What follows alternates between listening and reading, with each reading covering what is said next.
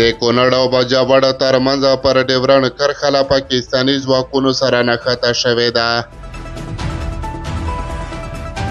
سلام ستړي مشئ پام وکړئ د یاران ټي وي یوټیوب چینل څخه تازه او مهم خبر ده.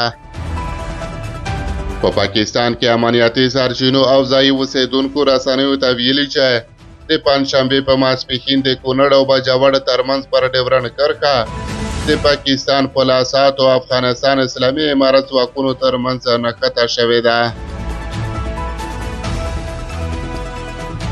یوې ځایي سرچینې ویلي چې د افغانستان او پاکستان سرحدي ځواکونو ترمنځ سخته جګړه لا هم روانه ده. تر اوسه د نښتې لامل نه دی معلومه. پاکستاني او افغان چارواکو هم په رسمي ډول د ډزو او تبادلې په اړه څه نه دي ویلي. دا د افغانستان اسلامي امارت او پاکستان ترمنځ لومړی سرحدي پوځي نښته نه ده، بلکې په تیرو 3 کالونو کې د افغانستان اسلامي امارت او پاکستاني پوځیانو ترمنځ څو ځلې نښتې شوې چې دواړو لورو ته پکې مرګ ژوبله هم اوښتې ده.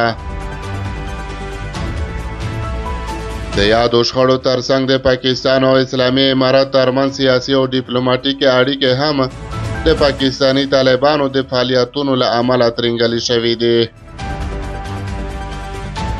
په وروستیو میاشتو کې پاکستان په افغانستان کې دننه څو ځله بریدونه کړي او د پاکستان د دفاع وزیر په د وروستیو کې یو ځل بیا خبرداری ورکړی چې د پاکستان پوځ په افغانستان کې پر اهدافو بریدونه کوي. د افغانستان اسلامي امارت د بهرنیو چارو وزیر هم د پنجشنبې په ورځ وویل چې داعش د سیمې او افغانستان په ګاونډیو هیوادونو کې اډې لري او په افغانستان کې د حملو کابلو لپاره ترې ملاتړ کیږي.